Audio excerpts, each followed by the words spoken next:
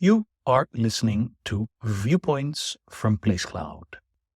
Cultural researchers tell stories of places from around the world. For the full multimedia experience and to support the creators you enjoy, visit placecloud.io. We're here on Primrose Hill, one of the most popular parks in London. From its summit, you have a clear view of the London skyline, St Paul's, the Walkie-Talkie, Canary Wharf, and a long, thin arm of myriad cranes, all rising out of the urban chaos. Except, for some reason, your view is blocked today by a gigantic structure, and you find yourself shivering under a great shadow. The fabric of time, of every possibility of time, has become twisted, and you look up to see a grand monument which never existed, a soaring grey pyramid. Thomas Willson's Metropolitan Sepulchre.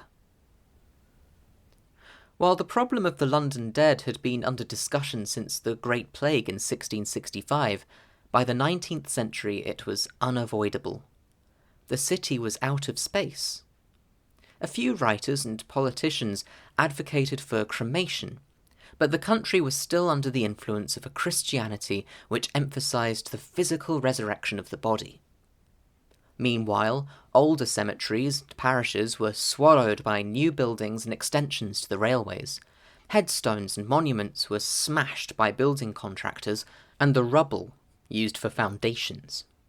What few cemeteries were still in use were not only repulsive but a health hazard to those who worked there. Bones would literally burst out of the soil. In 1829, Thomas Willson, an obscure and largely unsuccessful architect, faced this problem head-on.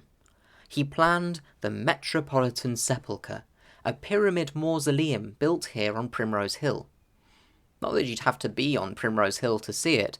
At a height of 900 feet, just short of the height of the Shard, it looms over London, an inescapable memento mori. In Wilson's words, it rises in majesty over London's splendid lanes and lofty towers, teaching the living to die and the dying to live forever. Within its 94 stories is space for 5 million coffins. The base of the pyramid covers 18 acres, an area as large as Russell Square, though the surrounding enclosure extends beyond this, bounded by open arches and a raised terrace walk. As you pass under these arches, weaving your way through the gardens, cenotaphs and picnicking families, take a second to look up at the sepulchre. The walls are constructed from brick, but faced with granite or possibly limestone. At the apex, though not clearly visible from ground level, is a dome with an open slit. This is the astronomical observatory. For a while it supplanted the observatory at Royal Greenwich, but now, 200 years later, it may be a small museum or a cafe and gift shop. 4 main avenues head into each of the 4 sides of the pyramid. Let's take this one, heading inside from the north.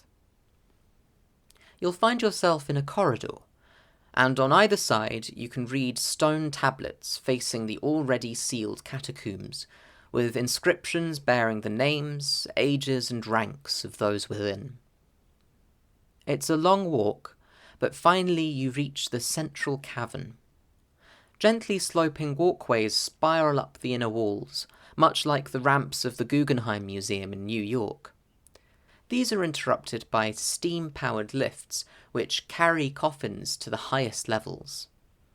You could climb leisurely to see some of the more famous tombs, or share a lift with a cadaver up to the observatory and gaze out over the city.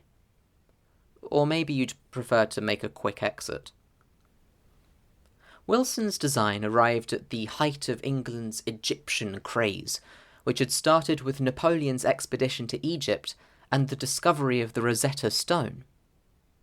After Napoleon's defeat at the Battle of the Nile in 1798, however, more and more antiquities made their way to British shores, most notably the colossal bust of Ramesses II. Indeed, one of my favourite variations on the Metropolitan Sepulchre is that of T.J. Maslin, who, while not a fan of the dead bodies, agreed that a pyramid exactly like one in Egypt would be a grand ornament to the metropolis. Maslin had bolder plans for its aesthetic appeal. A pyramid should be built with blocks of stone from every rock in the world. All the shades of grey, black, and red granite should form the lower layers. Next above them the basalts, syenites, red and green porphyry, serpentine, etc. And then all the coloured marbles. The interior, grottos of stalactites. You might have gathered by now that something got in the way of Thomas Willson's plans, and the Metropolitan Sepulchre was never built. One factor was the construction of large cemeteries outside the city, such as Brookwood, Highgate and Kensal Green. A more pressing concern was money. Willson estimated the cost of the mausoleum at £2.5 million, or about £170 million today. Wilson's claim that it would ultimately make a profit was based on shaky mathematics. Even if built gradually, as Willson suggested, the accumulating work of ages, it would have relied on a massive amount of maintenance. Finally, there was the small matter of Primrose Hill's inability to support the weight of over 1 million tons of stone and granite. Willson, apparently, was not interested in structural mechanics. Perhaps you are glad that Primrose Hill has been preserved as an open park. If, however, you are disappointed by the lack of an Egyptian-style mausoleum, you might enjoy the Egyptian Avenue at Highgate Cemetery. 2 concentric rings of terraced catacombs, entrance to which is gained via a portal with obelisks and Egyptianite half-columns. If you specifically long for a pyramid, take a visit to St Anne's Churchyard in Limehouse, designed by Nicholas Hawksmoor. You will find among the gravestones a 9-foot-tall pyramid bearing the strange inscription, "The Wisdom of Solomon," in English and Hebrew.